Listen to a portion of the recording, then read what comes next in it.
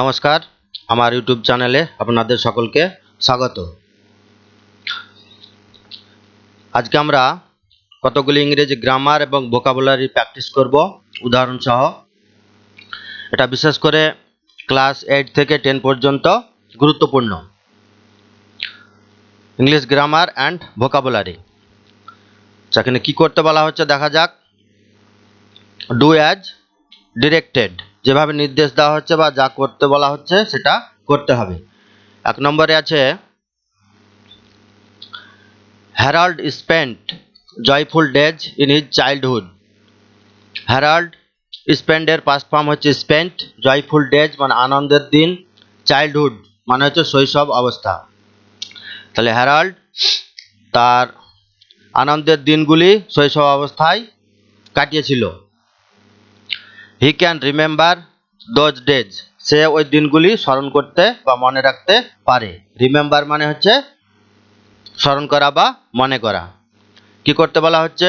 Join using an adjective clause. এই দুটো সেন্টেন্সকে adjective clause করে একটি সেন্টেন্স বা সিঙ্গেল সেন্টেন্স করতে হবে।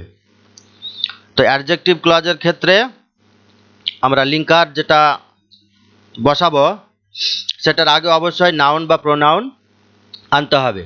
অ্যাডজেক্টিভ বিশেষ করে নাউন বা প্রোনাউনের দোষ, গুণ, অবস্থা, সংখ্যা, পরিমাণ এগুলো বোঝায়। তাহলে উত্তরটি হবে কি? এখানে হ্যারাল্ড এটা নাউন পাচ্ছি। আর ব্যক্তির ক্ষেত্রে যদি যে বোঝায় সেক্ষেত্রে আমরা লিঙ্কার হিসাবে হু ব্যবহার করতে পারি। আর যদি হুটা ব্যবহার করা হয় প্রশ্নবোধকের ক্ষেত্রে তখন মানে হবে কে। আর যদি লিঙ্কার বা জয়নিংয়ে ব্যবহার করা হয় ব্যক্তির পরিবর্তে সেক্ষেত্রে হবে যে। তাহলে হ্যারাল্ড তার আনন্দের দিনগুলি শৈশব অবস্থায় কাটিয়েছিল। He can remember those days, সে ওই দিনগুলি স্মরণ করতে পারে। তাহলে উত্তরটি করবে এভাবে যে হ্যারাল্ড যে তার শৈশবের দিনগুলি মনে রাখতে পারে, বা বলতে পারি কি যে হ্যারাল্ড যে তার আনন্দের দিনগুলি শৈশব অবস্থায় কাটিয়েছিল মনে রাখতে পারে। তাহলে Herald who spent joyful days in his childhood can remember. তাহলে উত্তরটি হচ্ছে HAROLD, হ্যারাল্ড হু। তাহলে এখানে হ্যারাল্ড নাউন পাওয়া গেল, তারপরে পরে লিঙ্কার দিলাম হু মানে যে। Herald who spent joyful days in his childhood. তাহলে হ্যারাল্ড যে তার আনন্দের দিনগুলি শৈশব অবস্থার মনে রাখতে পারে in his childhood can remember. Can, এখানে একটা আমরা কমা ব্যবহার করতে পারি, ক্যান রিমেম্বার স্মরণ করতে পারি দিয়ে ফুল স্টপ। এখানে দোজ ডেজ মানে ওই দিনগুলি বলতে তার শৈশব অবস্থার কথা, যেহেতু এখানে একবার উল্লেখ করছি চাইল্ডহুড, সেহেতু এটা পরবর্তীতে আর না দিলেও চলবে দোজ ডেজটা। তাহলে Herald who spent joyful days in his childhood can remember those days. এই দোজ ডেজটাই না লিখলেও চলবে, তাহলে ক্যান রিমেম্বার এ পর্যন্ত রাখলেই হবে। 2 নম্বর সেন্টেন্সে কি আছে?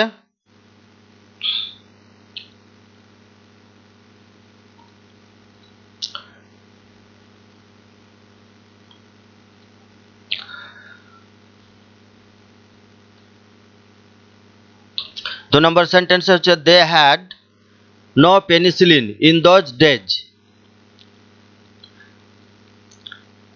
দে হ্যাড নো পেনিসিলিন। পেনিসিলিন হচ্ছে একটা বীজনাশক পদার্থ, যেটাকে আমরা ডাক্তারি ভাষায় বলি অ্যান্টিবায়োটিক। এটা অসুখের ক্ষেত্রে প্রয়োগ করা হয়। তাহলে দে হ্যাড নো পেনিসিলিন, তাদের কোনো বীজনাশক বা কীটনাশক বা জীবাণুনাশক কোনো ওষুধ ছিল না ওই দিনগুলিতে। অ্যাস্ট্রি ডায়েড অফ অ্যাপেন্ডিসিটিস। অ্যাস্ট্রি অ্যাপেন্ডিসিটিস, অ্যাপেন্ডিসিটিস মানে হচ্ছে অন্ত্রের বা আন্তরিক রোগ বিশেষ, অন্ত্র যেটাকে বলা হয় আন্তরিক রোগ বিশেষ। এখানে একটা জিনিস আমাদেরকে মনে রাখতে হয় যে এটা অ্যাপেন্ডিসিটিস, অনেকে আমরা ভুল করে শুধু অ্যাপেন্ডিক্স বলে ফেলি, অ্যাপেন্ডিক্স অপারেশন হয়েছে এই কথাটা বলি, কিন্তু এটা সঠিক শব্দ হচ্ছে বা উচ্চারণ হচ্ছে অ্যাপেন্ডিসিটিস, APPENDICITIS। আচ্ছা, তাহলে আস্ট্রি অ্যাপেন্ডিসিটিসে মারা গেল, অন্ত্রের রোগে। Join using an adverbial clause, এটাকে অ্যাডভার্বিয়াল ক্লজে যোগ করতে হবে। একটি অ্যাডভার্ব একটা সেন্টেন্সে যেভাবে কাজ করে, একটি অ্যাডভার্বিয়াল ক্লজও এটি যৌগিক বাক্যে বা কমপ্লেক্স সেন্টেন্সে সেভাবেই কাজ করে। তাহলে they had no penicillin in those days, মানে ওই দিনগুলিতে তাদের কোনো ওষুধ ছিল না। অ্যাস্ট্রি ডাইড অফ অ্যাপেন্ডিসিটিস, অ্যাস্ট্রি অ্যাপেন্ডিসিটিসে মারা গেল। তাহলে যেহেতু ব্যবহার করতে পারি বা কারণ হিসাবে আমরা ব্যবহার করতে পারি, তাহলে এটার জয়েনিং করলে উত্তরটি হবে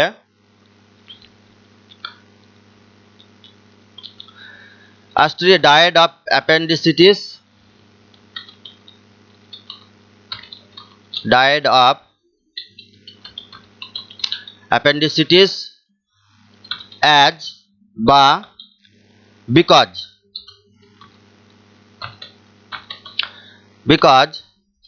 they had no penicillin in those days। তাহলে অ্যাস্ট্রি ডাইড অফ অ্যাপেন্ডিসিটিস, অ্যাস্ট্রি অ্যাপেন্ডিসিটিস বা অন্ত্রের রোগে মারা গিয়েছিল, অ্যাজ যেহেতু, আর বিকজ কারণ, they had no penicillin in those days কারণ ওই দিনগুলিতে কোনো অ্যান্টিবায়োটিক ওষুধ বা পেনিসিলিন ছিল না। 3 নম্বর sentence, Mortimer was eager to join the race, Mortimer দৌড় প্রতিযোগিতায় যোগ দেওয়ার জন্য আগ্রহী ছিল। ইগার মানে হচ্ছে আগ্রহী। His father did not permit him, তার বাবা তাকে অনুমতি দেয়নি। পারমিট মানে হচ্ছে অনুমতি দেওয়া। টু ডু সো, ওটা করতে বলতে দৌড় প্রতিযোগিতায় যোগ দিতে। জয়েন ইউজিং এ কনসিসিভ ক্লজ,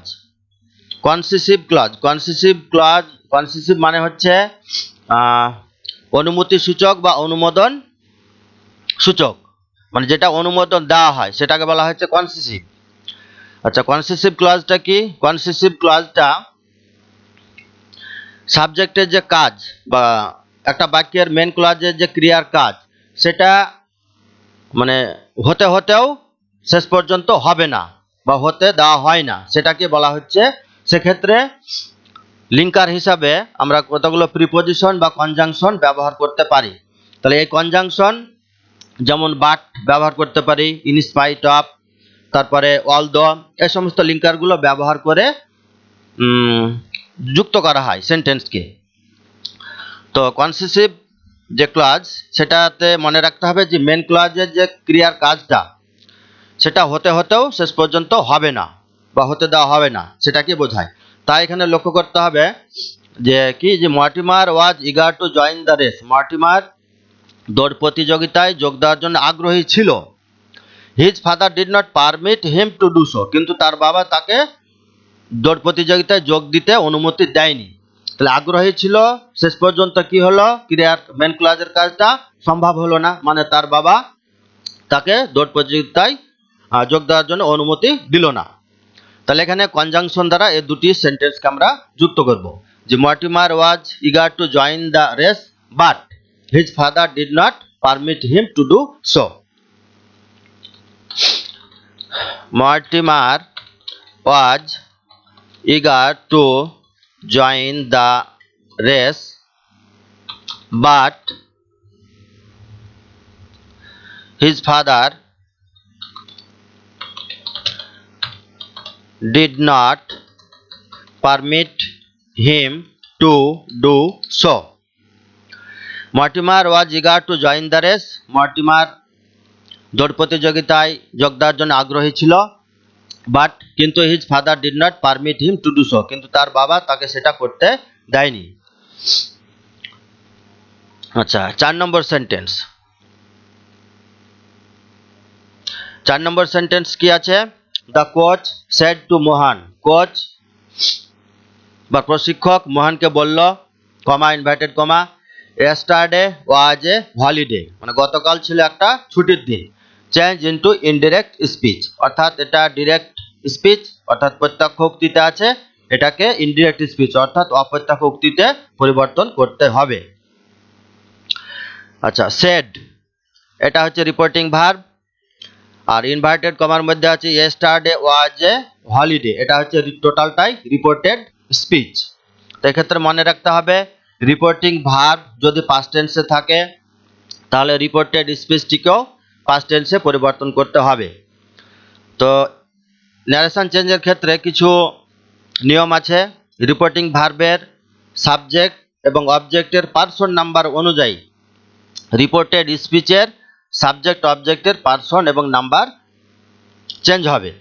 তাছাড়া আরও কতগুলো নিয়ম আছে, যে প্রেজেন্ট রিপোর্টেড স্পিচ যদি প্রেজেন্ট ইনডিফিনাইট টেন্সে থাকে তাহলে সেটা পরিবর্তন হয়ে যাবে পাস্ট ইনডিফিনাইটে, প্রেজেন্ট কন্টিনিউয়াসে থাকলে পাস্ট কন্টিনিউয়াসে পরিবর্তন হবে, প্রেজেন্ট পারফেক্ট টেন্সে থাকলে পাস্ট পারফেক্টে পরিবর্তন হবে যদি রিপোর্টিং ভার্বটি পাস্ট টেন্স থাকে। আবার পাস্ট ইনডিফিনাইটে থাকলে সেটা পরিবর্তন হবে পাস্ট পারফেক্ট টেন্সে। আর কতগুলো শব্দ যেমন ইয়েস্টারডে, তারপর টুমোরো, এই শব্দগুলিও পরিবর্তন হবে। ইয়েস্টারডে থাকলে হবে দ্য প্রিভিয়াস ডে অথবা দ্য ডে বিফোর, আর টুমোরো থাকলে দ্য নেক্সট ডে অথবা দ্য ডে আফটার। দিস থাকলে দ্যাট হয়, দিস থাকলে দোজ হয়, এগুলো কিছু কিছু পরিবর্তন হয়। তো যাই হোক, উত্তরটি হচ্ছে কি, তাহলে কোচ মোহনকে বলল যে গতকাল ছিল ছুটির দিন।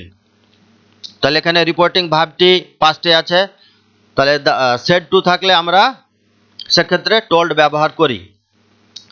তাহলে এখানে দ্য কোচ এটা রিপোর্টিং ভার্বের subject third person singular number, আর মোহন এটা অবজেক্ট, এটাও third person singular.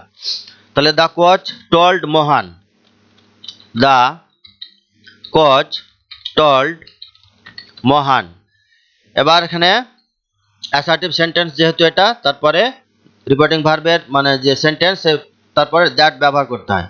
The coach told Mohan that, এখানে ইয়েস্টারডে এটা হচ্ছে সাবজেক্ট, তাহলে ইয়েস্টারডে থেকে কি হবে পরিবর্তন, দ্য প্রিভিয়াস ডে অথবা দ্য ডে বিফোর, দ্য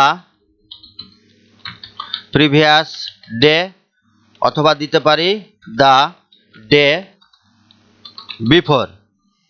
এবার লক্ষ্য করতে হবে yesterday was a holiday, yesterday was, be হচ্ছে প্রেজেন্ট ফর্ম, পাস্ট ফর্ম হচ্ছে ওয়াজ, আর পাস্ট পার্টিসিপল ফর্ম হচ্ছে বিন। তো ওয়াজ আছে তাহলে নিশ্চয় এটা পাস্ট টেন্স বা পাস্ট ইনডিফিনাইট টেন্সে আছে।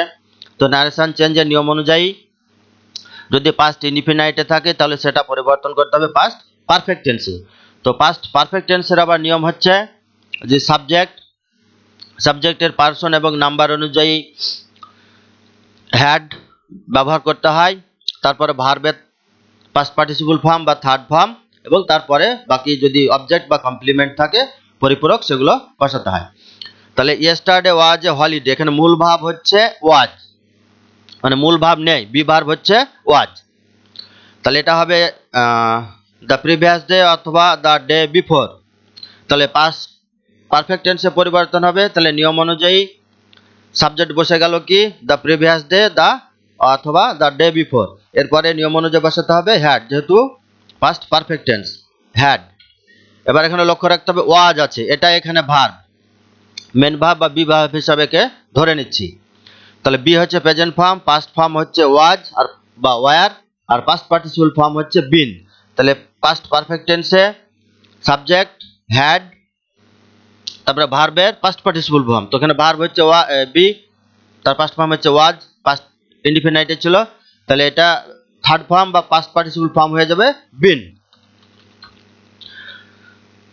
The coach told Mohan that the previous day or the day before had been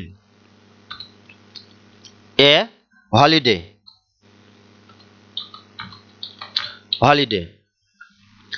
For a sentence, I want a statue of me.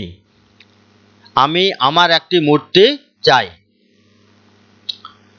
I subject want মানে চাওয়া, এটা ভার্ব প্রেজেন্ট ইনডিফিনাইট টেন্সে আছে, subject first person singular নাম্বারে আছে, ভার্বের সঙ্গে S base যুক্ত হয়নি, শুধু থার্ড পারসন সিঙ্গুলারে হয়। এ স্ট্যাচু অফ মি, আমার একটা মূর্তি। এখানে অবজেক্ট হচ্ছে এ স্ট্যাচু অফ মি, আমার একটি মূর্তি। এটাকে কি করতে হবে, তাহলে আমি আমি আমার একটি মূর্তি চাই। চেঞ্জ দ্য ভয়েস, এটাকে ভয়েস চেঞ্জ করতে হবে। তো ভয়েস চেঞ্জ করার সময় কি লক্ষ্য রাখতে হবে, এটা প্রেজেন্ট ইনডিফিনাইট টেন্সে আছে। প্রথমে অবজেক্ট, অবজেক্টের পারসন নাম্বার অনুযায়ী অ্যামিজার হয়, তারপর ভার্বের পাস্ট পার্টিসিপল ফর্ম, তারপর বাই দিয়ে সাবজেক্টটাকে বসাতে হয়। তো এখানে অবজেক্ট হচ্ছে কি এ স্ট্যাচু অফ মি, আমার একটি মূর্তি। তাহলে উত্তরটি করতে গেলে কি এরকম হবে, এ স্ট্যাচু অফ মি, এটা third person singular number, total অবজেক্টটাই, সেহেতু এখানে বসবে ইজ। তারপরে ভার্বের এবার past participle form wanted, WANTE, a statue of me is wanted by the subject হচ্ছে আই থেকে পরিবর্তন হবে মি। আচ্ছা, এবার এখানে লক্ষণীয় বিষয় হচ্ছে এখানে দুটো মি পাওয়া গেল, এখানে একটা মি, এখানে একটা মি।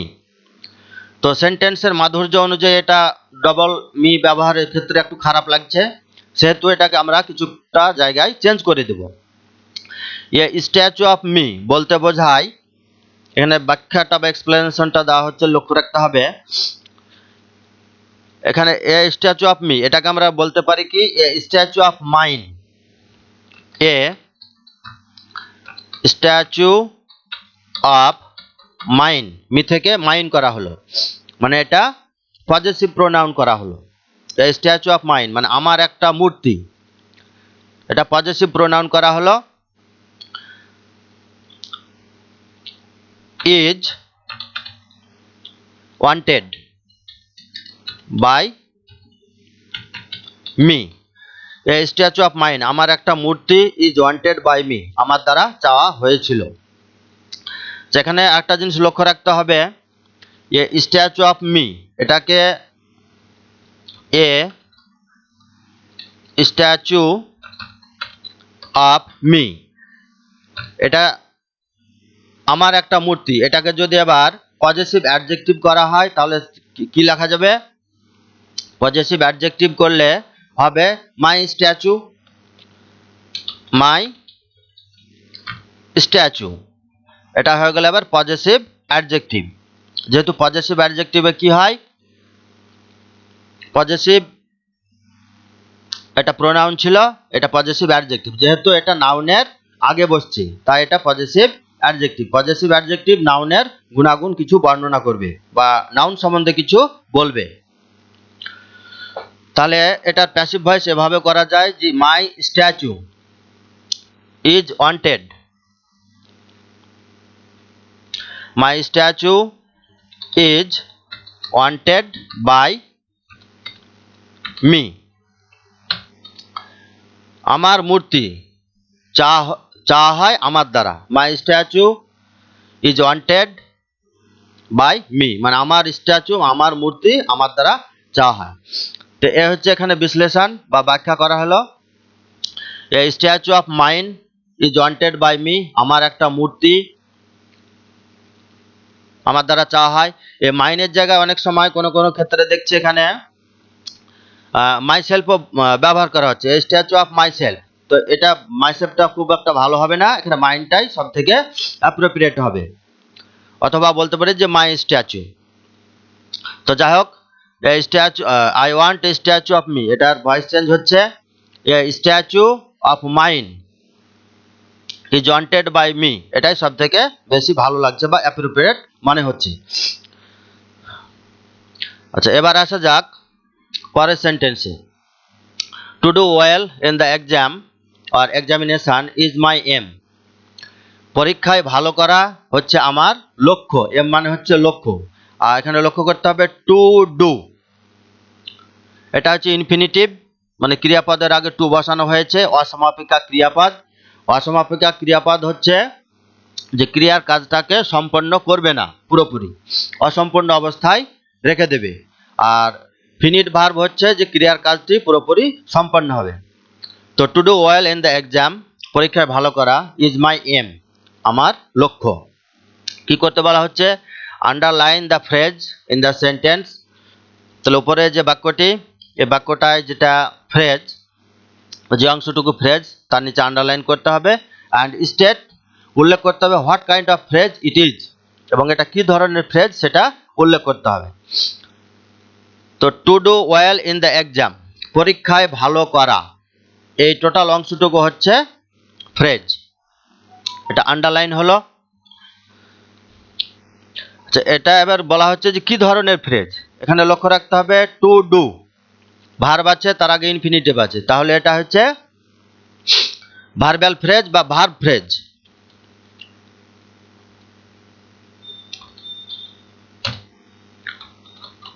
ভার্ব ফ্রেজ, এটা হচ্ছে ভার্ব ফ্রেজ বা ভার্বাল ফ্রেজ।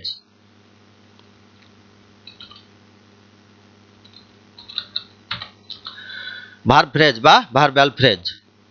আচ্ছা, ভার্ব ফ্রেজ কি করে হচ্ছে? যে ভার্ব ফ্রেজের কাজ হচ্ছে যে একটা বাক্যের যে কর্তা বা সাবজেক্ট, তার সম্বন্ধে সে কিছু বলবে। অর্থাৎ ভার্ব ফ্রেজের কাজ হচ্ছে যে একটা বাক্যের যে সাবজেক্ট বা কর্তা, তার কাজটাকে সে সম্পন্ন করবে, এটাই হচ্ছে ভার্ব ফ্রেজের কাজ। Verb phrase is related to subject action, মানে সাবজেক্টের যে কাজটা বা ক্রিয়ার যে সাবজেক্ট বা কর্তার যে কাজটা, সেটাই সম্পন্ন করবে এখানে ভার্ব ফ্রেজটি। তাহলে to do well in the exam, এটা একটা ফ্রেজ এবং এটা একটা verb phrase. Is my aim, এটা হচ্ছে আমার লক্ষ্য। পরের sentence, it is easy to find a fault, এটা প্রেজেন্ট ইনডিফিনাইট টেন্সে আছে। আর টু ফাইন্ড, এটাও ইনফিনিটিভ করা আছে। আর ফল্ট হচ্ছে দোষ বা ভুল ত্রুটি। তাহলে ভুল খোঁজা হচ্ছে খুবই সহজ। কি করতে বলা হচ্ছে? Underline the infinitive in the sentence, এখানে কোনটা ইনফিনিটিভ সেখানে শুধু আন্ডারলাইন করতে হচ্ছে। তাহলে ইট ইজ ইজি, এটা সহজ, টু ফাইন্ড, খুঁজতে, কি খুঁজতে? এ ফল্ট, একটা মানে কোনো দোষ বা ভুল ত্রুটি। তাহলে টু ফাইন্ড এটা অসমাপিকা ক্রিয়াপদ, কারণ ফাইন্ড ভার্বটি এর আগে টু আছে, তাই এটি পুরোপুরি মানে ক্রিয়ার মানেটি প্রকাশ করছে না। টু ফাইন্ড, খুঁজতে। ইট is easy to find, to find এটা হচ্ছে ইনফিনিটিভ, অসমাপিকা ক্রিয়াপদ।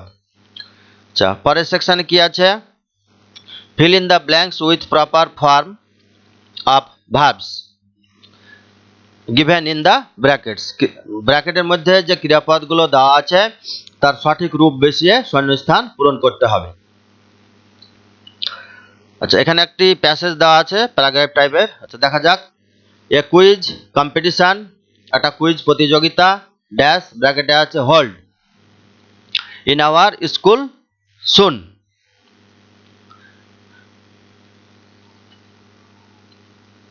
মানে শীঘ্রই আমাদের স্কুলে একটি কুইজ প্রতিযোগিতা অনুষ্ঠিত।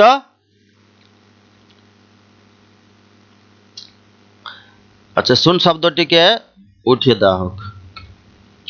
এ quiz competition dash hold in our school, মানে একটি কুইজ প্রতিযোগিতা আমাদের স্কুলে অনুষ্ঠিত হয়েছিল। তাহলে নিশ্চয় কাহরির দ্বারা হয়েছিল, তাহলে এটা প্যাসিভ ভয়েসে করতে হবে। অনুষ্ঠিত হয়েছিল, নিজে নিজে তার অনুষ্ঠান হয়ে যায় না, কাহরির দ্বারা বা কেউ যদি আয়োজন করে তখন অনুষ্ঠানটি সম্পন্ন হয়। তাহলে এটি প্যাসিভ ভয়েসে করতে হবে। তাহলে এ কুইজ কম্পিটিশন, আচ্ছা এটা পাস্ট ইনডিফিনাইটে ধরবো, অনুষ্ঠিত হয়েছিল।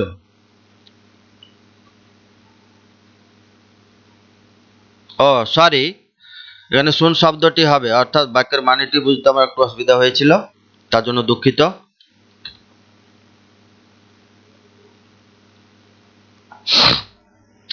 মানেটা হচ্ছে কি, একটা কুইজ প্রতিযোগিতা আমাদের স্কুলে শীঘ্রই অনুষ্ঠিত হতে চলেছে, অনুষ্ঠিত হতে চলেছে।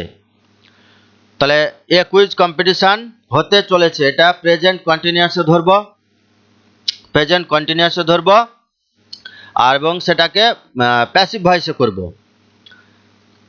মানে টু বি দিয়ে করতে হবে। এক কথায় টু বি থাকলে সেটা ভার্বের থার্ড ফর্ম বা পাস্ট পার্টিসিপল ফর্ম টু বির পরে বসাতে হয়। তাহলে a quiz competition is going to be held, এখানে হোল্ড করা আছে, এখানে হেল্ড করতে হবে। A quiz competition is going to be held, going to be held, একটা কুইজ প্রতিযোগিতা অনুষ্ঠিত হতে চলেছে বা অনুষ্ঠিত হবে ইন আওয়ার স্কুল সুন, শীঘ্রই আমাদের স্কুলে হবে।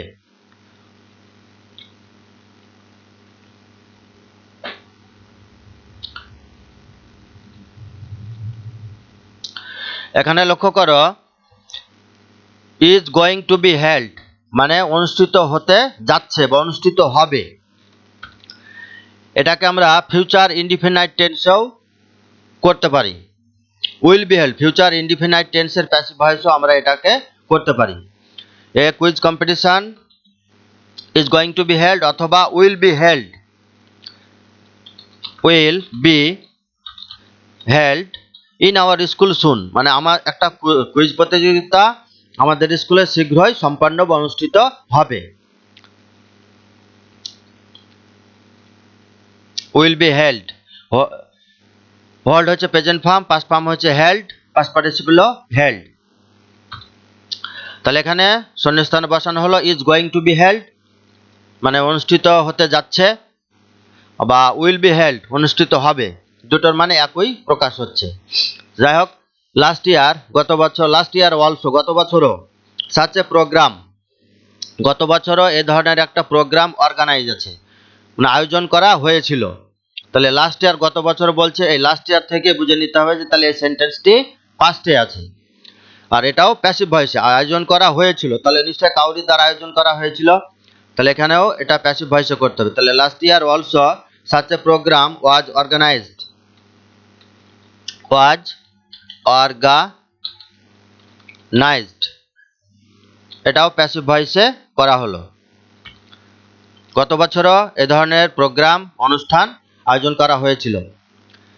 আই ড্যাশ ব্র্যাকেটে আছে টেক পার্ট ইন ইট, আমি এই প্রতিযোগিতায় অংশগ্রহণ করেছিলাম, এটাও পাস্ট ইনডিফিনাইট টেন্সে।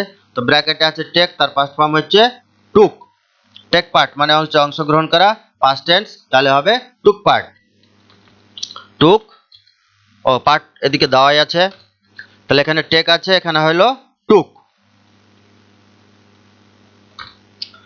তাহলে I took part in it, আমি এটাতে অংশগ্রহণ করেছিলাম।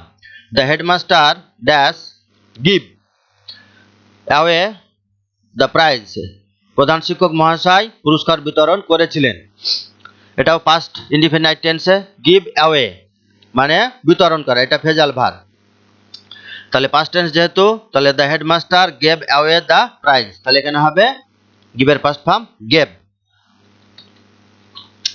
Gave away, the headmaster gave away the prize, পুরস্কার দিয়েছিলেন। All dash enjoy the programme very much, সকলেই এই অনুষ্ঠান বা প্রোগ্রামটি উপভোগ করেছিল, তাহলে এটাও পাস্ট ইনডিফিনাইটে অল এনজয়েড, এনজয় তার পাস্ট ফর্ম হচ্ছে enjoyed, all enjoyed the programme very much.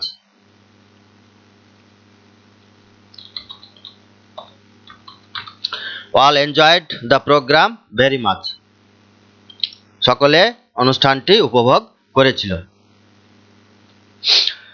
আচ্ছা, তারপরে আছে কি পরের section, give the antonyms of the following words. Antonyms, antonyms মানে হচ্ছে বিপরীত শব্দ বা অপোজিট ওয়ার্ড, আর সমার্থক শব্দ হচ্ছে সিনোনিমস।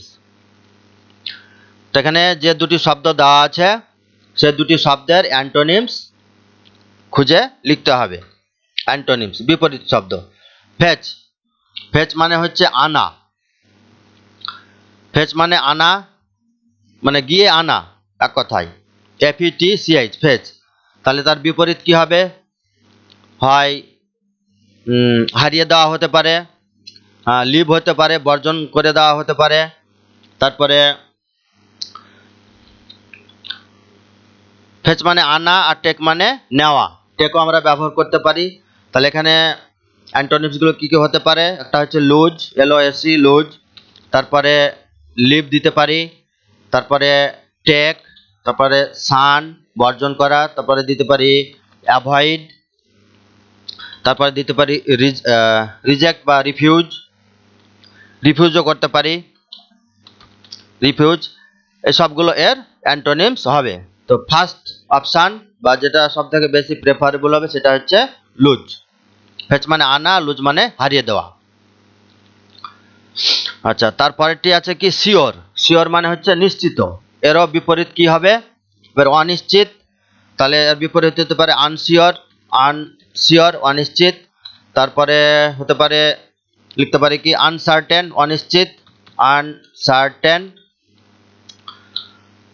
তারপরে লিখতে পারি কি অনিশ্চিত মানে সন্দিগ্ধ, ডাউটফুলও লিখতে পারি, ডাউটফুল, DOUBTFUL ডাউটফুল।